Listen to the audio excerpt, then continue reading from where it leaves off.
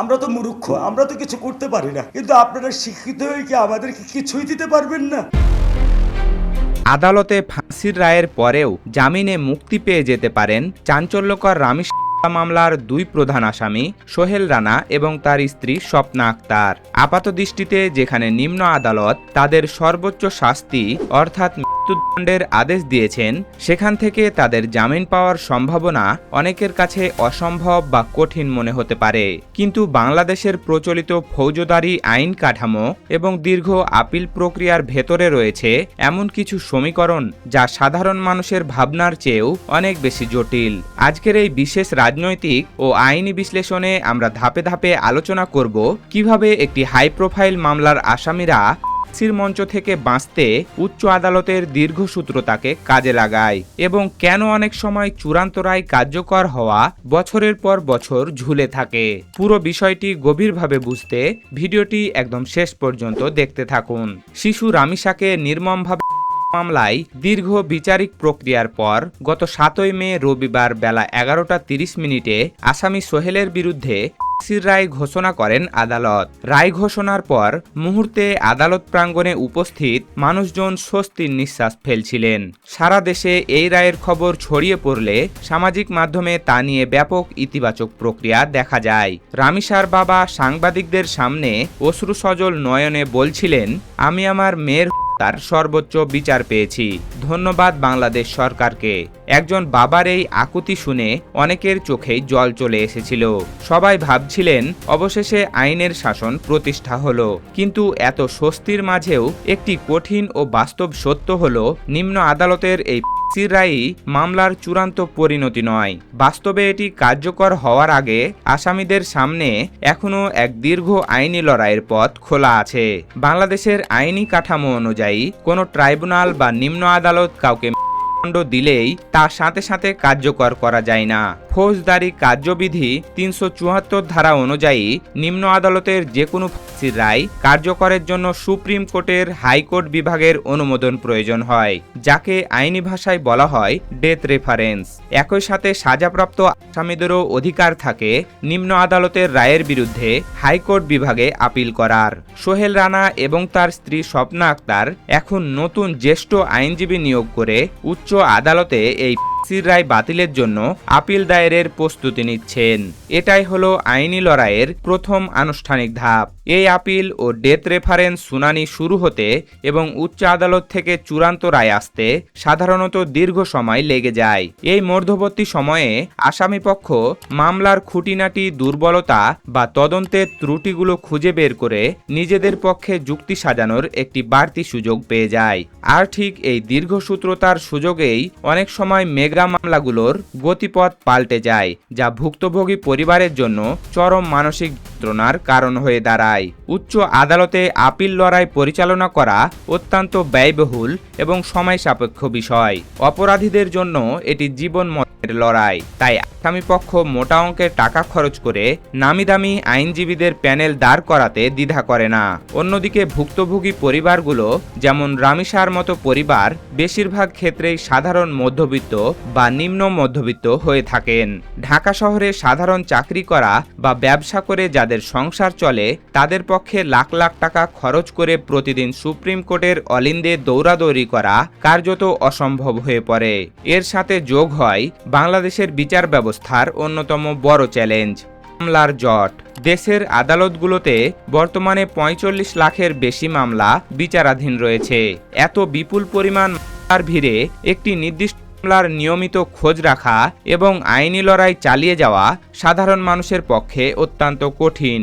একসময় জীবিকার তাগিদে এবং অর্থনৈতিক সংকটে পড়ে ভুক্তভোগী পরিবারগুলো ক্লান্ত হয়ে পড়ে।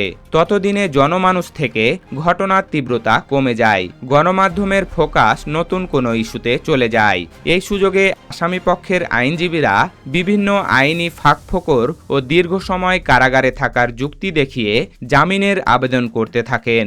অতীতেও দেখা গেছে জন আক্রোশের মুখে তড়িঘড়ি করে রায় দেওয়া হলেও পরবর্তীতে নীরবতার সুযোগে অনেক অপরাধী আইনি মারপ্যাচে জামিন পেয়ে বাইরে বেরিয়ে এসেছে।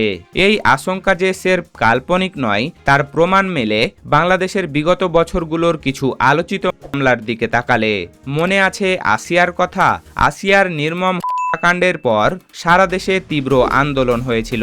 নিম্ন আদালতে আসামিদের ফাঁসির রায়ও হয়েছিল, কিন্তু বছরের পর বছর পার হয়ে গেলেও সেই রায় চূড়ান্তভাবে কার্যকর করা সম্ভব হয়নি।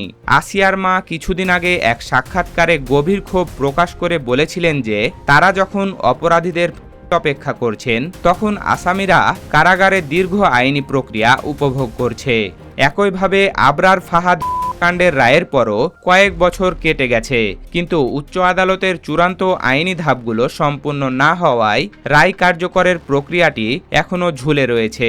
আবরারের মাও একসময় হতাশা ব্যক্ত করে বলেছিলেন মৃত্যুর আগে তিনি এই বিচার নিজের চোখে দেখে যেতে পারবেন কিনা তা নিয়ে তিনি শঙ্কিত। আর কুমিল্লার হত্যাকাণ্ডের তো আজ পর্যন্ত সঠিক তদন্তই শেষ হলো না।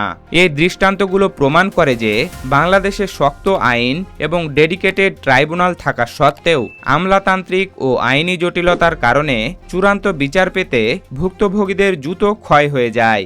রামিশা মামলার ক্ষেত্রেও যদি রাষ্ট্রপক্ষ এবং প্রসিকিউশন উচ্চ আদালতে শক্ত অবস্থান না নেয় তবে এই মামলার ভবিষ্যতও একই রকম দীর্ঘসূত্রতার ফাঁদে পড়তে পারে।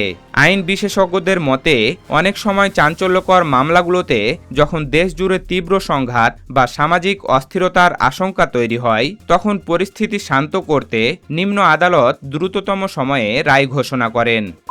হত্যা মামলার ক্ষেত্রেও জন আক্রোশ এবং কোটি কোটি মানুষের চোখ ছিল রায়ের দিকে, তাই ট্রাইব্যুনাল তার দায়িত্ব পালন করে সর্বোচ্চ শাস্তি দিয়েছেন। কিন্তু আসল পরীক্ষাটি শুরু হয় উচ্চ আদালতে, যেখানে আবেগের কোনো স্থান নেই, কেবল নথিপত্র এবং আইনি যুক্তির চুলচেরা বিশ্লেষণ করা হয়। যদি সরকার এবং রাষ্ট্রপক্ষের আইনজীবীরা সুপ্রিম কোর্টে এই মামলার ডেথ রেফারেন্সটি অগ্রাধিকার ভিত্তিতে শুনানির উদ্যোগ না নেন তবে এটিও সাধারণ নিয়মে বছরের পর বছর ফাইলবন্দি হয়ে পড়ে থাকবে। ভবিষ্যতে যাতে কোনো নিষ্পাপ শিশুকে রামিসার মতো পরিণতির শিকার না হতে হয় এবং অপরাধীদের মনে আইনের প্রতি ভয় তৈরি হয় তার জন্য এই মামলার দ্রুত নিষ্পত্তি হওয়া অত্যন্ত জরুরি। যদি সোহেল রানা এবং তার স্ত্রী স্বপ্না আক্তারকে সমস্ত আইনি প্রক্রিয়া দ্রুত সম্পূর্ণ করে মঞ্চ পর্যন্ত নিয়ে যাওয়া সম্ভব হয় তবে সাধারণ মানুষের মাঝে বিচার ব্যবস্থার প্রতি হারানো আস্থা শতভাগ ফিরে আসবে। বিচার ব্যবস্থার শাস্তির ভিত্তি হল সাধারণ মানুষের বিশ্বাস। রামিসা মামলার নিম্ন আদালতের রায় একটি ইতিবাচক সূচনা মাত্র, কিন্তু পূর্ণাঙ্গ ন্যায় বিচার তখনই নিশ্চিত হবে যখন উচ্চ আদালতের সমস্ত ধাপ পেরিয়ে দোষীদের শাস্তি বাস্তবে কার্যকর হবে। রাষ্ট্রপক্ষ যেন এই মামলার কোনো শিথিলতা না দেখায় এবং রামিসার অসহায় বাবা মাকে যেন একাকী এই দীর্ঘ আইনি লড়াই লড়তে না হয়, সেটাই এখন প্রধান দাবি। আমরা আশা করি 2026 সালের এই নতুন বাংলাদেশে আইনের অপপ্রয়োগ বন্ধ হবে এবং প্রতিটি অপরাধী তার কৃতকর্মের উপযুক্ত শাস্তি পাবে। সুপ্রিয় দর্শক, নিম্ন আদালত ফাঁসির আদেশের পরও বাংলাদেশের জটিল আইনি প্রক্রিয়ার কারণে এই ধরনের চাঞ্চল্যকর মামলায় ঝুলে থাকাকে আপনি কিভাবে দেখছেন? রামিসা মামলার দ্রুত বিচার নিশ্চিতে রাষ্ট্রপক্ষের ভূমিকা কি হওয়া উচিত বলে আপনি মনে করেন? আপনার মূল্যবান মতামত আমাদের কমেন্ট বক্সে লিখে জানান। এমনই সব চাঞ্চল্যকর বিশ্লেষণ সবার আগে পেতে আমাদের চ্যানেলটি সাবস্ক্রাইব করে বেল আইকনটি বাজিয়ে রাখুন। ধন্যবাদ।